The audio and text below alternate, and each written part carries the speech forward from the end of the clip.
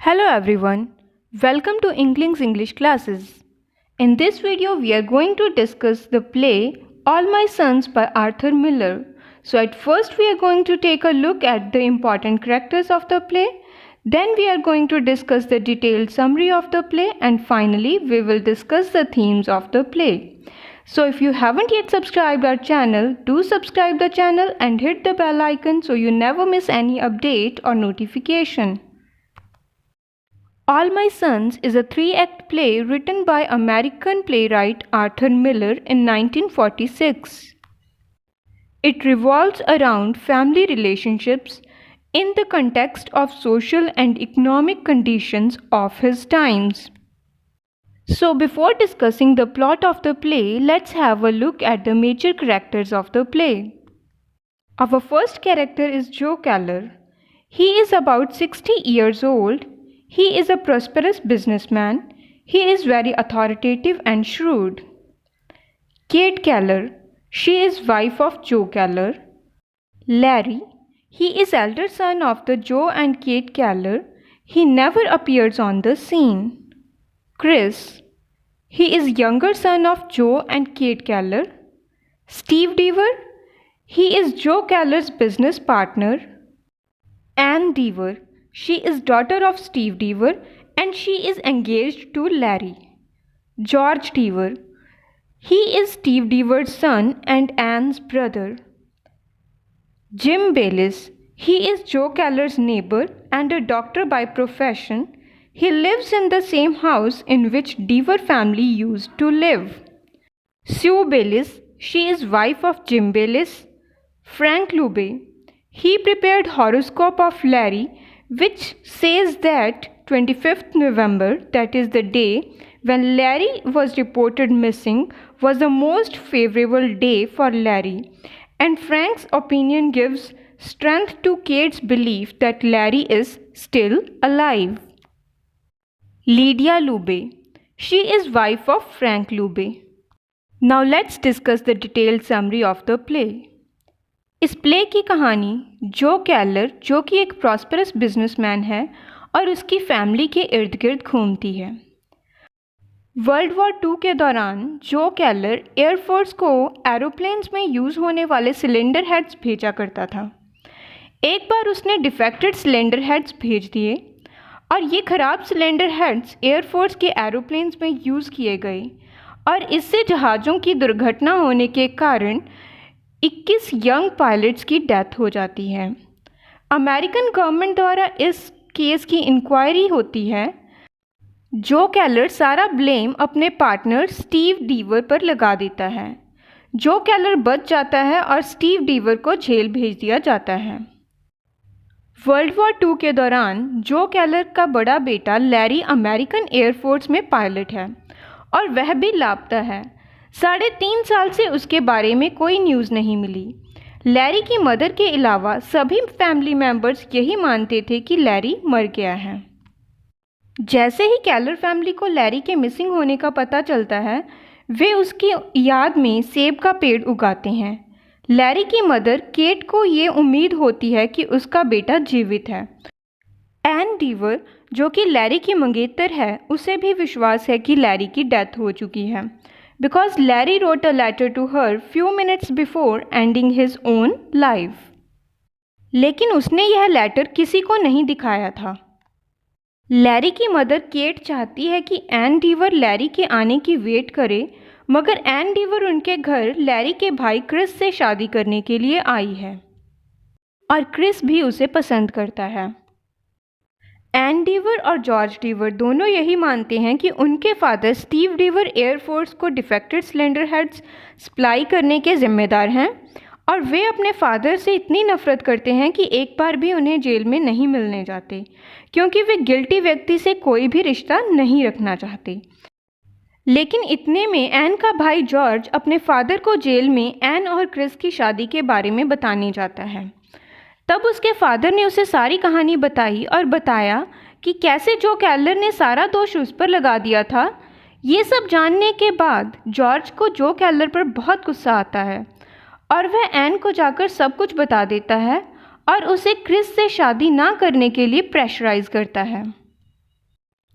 George जो कैलर के घर आकर सारी कहानी बता देता है और बताता है कि उसके फादर को इस सिलेंडर स्कैंडल में धोखे से फंसाया गया है। वह बताता है कि उसके फादर ने जो कैलर को फ़ोन पर ख़राब सिलेंडर हेड्स की इन्फॉर्मेशन दी थी और जो कैलर ने बीमार होने का बहाना लगाकर सिलेंडर्स को वेल्ड करके कवर करने को बोला और उन्हें फिर एयरफोर्स को सप्लाई कर दिया। और इसका रिज़ल्ट ये हुआ कि बहुत से जहाज़ क्रैश हो गए और 21 बहादुर पायलट्स की मौत हो गई। दोनों स्टीव डीवर और जो कैलर को जेल भेजा गया और इंक्वायरी के दौरान जो ने कहा कि वह तो बीमार था, उसे इसके बारे में कोई नॉलेज नहीं है और स्टीव डीवर ये साबित नहीं कर पाया कि फ़ोन पर जो ने ही उसे ऑर्डर्स दिए थे, इसलिए उसे जेल भेज दिया गया।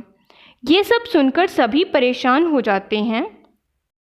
जो कैलर अक्सर यह भी कहता है कि वह पिछले 15 सालों में कभी बीमार नहीं हुआ।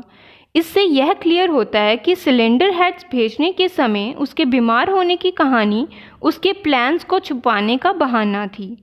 आगे एन को एक पड़ोसी भी बताता है कि सारे पड़ोस वाले यही मानते हैं कि जो कैलर ने बड़ी चालाकी से अपना दोष एक इनोसेंट व्यक्ति पर थोप दिया था। अब तक क्रिस का अपने फादर के प्रति एक अच्छा ओपिनियन था, लेकिन सच्चाई जानने के बाद he calls his father a murderer. वह उसे जानवरों से भी बुरा कहता है। वह कहता है कि कोई पशु भी अपनी नस्ल के पशु को नहीं मारता, लेकिन जो कैलर ने तो जानबूझकर 21 पायलट्स को मार दिया है। जो खुद को बचाने की बहुत कोशिश करता है, बट इन वेन। वह कहता है कि सिलेंडर्स भेजते समय उसका कोई गलत इरादा नहीं था। उसे ये था कि एयरफोर्स के अधिकारी ख़राब सिलेंडर हेड्स का पता लगा लेंगे और सिलेंडर्स बदलने के लिए वापस कर देंगे और वह इतने में ठीक सिलेंडर्स बनाकर उनकी जगह भेज देगा। मगर ऐसा नहीं हुआ और 21 पायलट्स की जान चली गई। लकीली लैरी उन 21 पायलट्स में नहीं था, क्योंकि वह सिलेंडर्स P-40 एरोप्लेन्स में यूज़ किए गए थे और लैरी ने कभी P-40 एरोप्लेन नहीं उड़ाया था। लेकिन क्रिस ये एक्सेप्ट नहीं कर पाया कि जो कुछ भी जो ने किया वह परिवार की भलाई के लिए था। क्रिस को ऐसी फैमिली में कोई इंटरेस्ट नहीं था और ना ही उसे ऐसा कमाया हुआ धन चाहिए था। वह हमेशा के लिए घर छोड़कर जाना चाहता था। जो और केट काफ़ी समय तक आर्ग्यू करते हैं। केट अपने हस्बैंड जो को सलाह देती है कि वह ओपनली अपने गिल्ट को कन्फेस कर ले और जेल जाने के लिए मान जाए। जो के ऐसा करने से क्रिस उसे माफ़ कर देगा, मगर जो केट की बात मानने से इनकार कर देता है क्योंकि वह मानता है कि उसका कोई दोष नहीं है और उसने सब कुछ परिवार की खातिर किया है।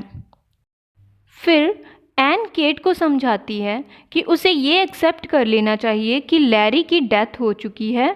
उसे क्रिस और एन की शादी को मंजूरी दे देनी चाहिए। लेकिन केट फिर से एन को लैरी की वेट करने के लिए कहती है।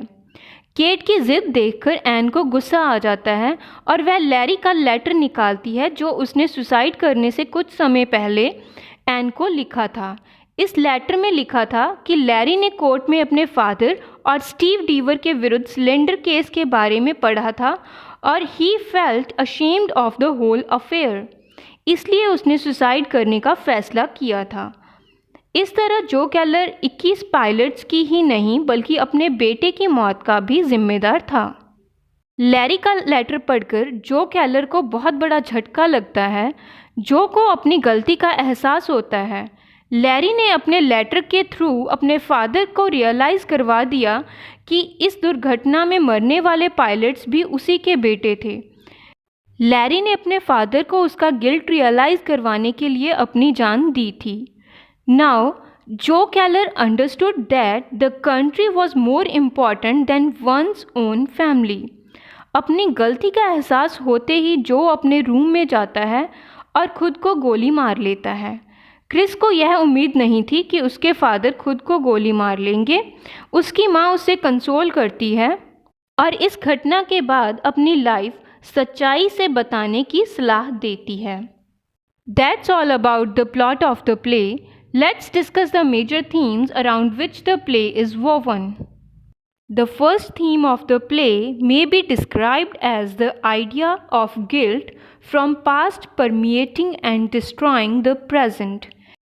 इस प्ले में हम देखते हैं कि जो केलर एक इंडस्ट्रियलिस्ट है जो वर्ल्ड वॉर 2 के दौरान एयरफोर्स को खराब सिलेंडर हेड्स सप्लाई करता है, जिससे 21 पायलट्स की मौत हो जाती है।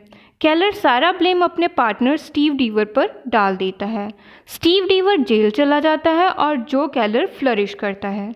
लेकिन ये सफलता ज़्यादा देर तक नहीं रहती, क्योंकि लैरी को जब अपने फादर के क्राइम के बारे में पता चलता है तो वह सुसाइड कमिट कर लेता है और अंत में जो केलर भी खुद को ख़त्म कर लेता है।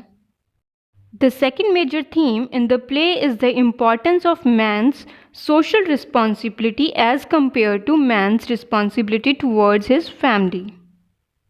जो केलर अपने एक्शन को यह कहकर जस्टिफाई करने की कोशिश करता है कि उसने यह सब अपनी फैमिली के लिए, अपने छोटे से बिजनेस को बचाने के लिए किया था, लेकिन उसकी इस दलील को क्रिस नहीं मानता और कहता है कि उसे ऐसा धन नहीं चाहिए।